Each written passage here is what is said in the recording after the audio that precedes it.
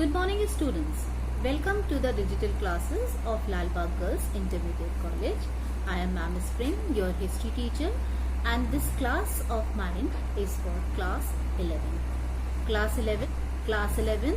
Today I am going to introduce you to the history, that what history is. We all know that history is divided into three parts: the ancient, the medieval and the modern period. But these three periods, they have the periods in your country as well as in other countries too. And we know this thing, that history is a mirror of human civilization and its culture, which reflects a real picture of the success, failures and the downfalls before the coming generations. History acquaints us with our heritage and help us to understand our present and make our future pleasant. The history of the different countries of the world, when collected together, becomes a world history. Thus, world history is not related only to a particular country or region, but to the whole universe. Generally, the story, the rise of the modern West, was considered to the history of the world till date. In your syllabus, we have world history. That is why I had given the introduction of the world history to you. When we start our class, we'll see that the first chapter in our syllabus, which is given in your course, is early cities, in which Iraq is there, and the coming of the Iraq was there in 3000 BC. We'll learn about the writings and the city life of the Iraq. So let's begin with our chapter.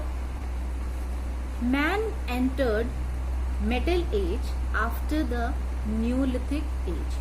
Neolithic Age means the new Stone Age. The Neolithic man made use of fire. We all know the early history of the human civilization, that the man started making all these inventions during the Neolithic Age. Before this age, they were using only the stones to make their weapons and all other things. So when the Neolithic Age has started, they learned how to make fire and the use of fire. They made ovens and furnaces to cook food, and fire clay ware. These furnaces were generally made up of stone. But on being heated, the stone would melt and separate the shining metal from it. What was this shining metal? Gradually, man come to realize that this metal was much suitable for forging tools and weapons, because it could not only be melted but could also be cast into a wide range of shapes and sizes of tools and weapons in the desired form. The pace of moving from Stone Age to Metal Ages was very slow. The use of stone and metallic implements continued side by side. Initially, there was a close similarity in the shape and form of stone and metallic tools and implements. Man used copper in making agricultural tools, weapons and utensils, but it did not prove much useful as it was very simple. Next, we will see that man entered the Bronze Age after the Copper Age.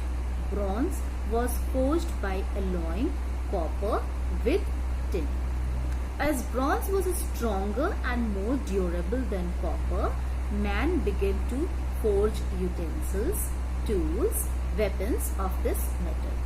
The discovery of bronze brought about important changes in human life and there ushered an era of new civilization known as the Bronze Age civilizations.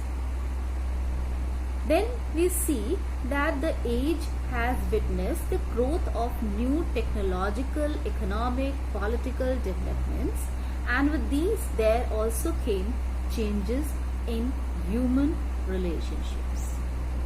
The historians suggest that the transition from Neolithic to Bronze Age civilization first took place in Mesopotamia. The earliest known Bronze Age civilization were of the Sumerian civilization.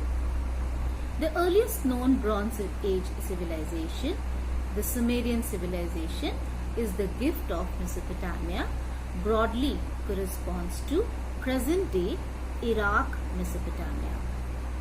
The name Mesopotamia is derived from the Greek word meson, meaning middle, and potamus, meaning water or river, that is, land lying between two rivers.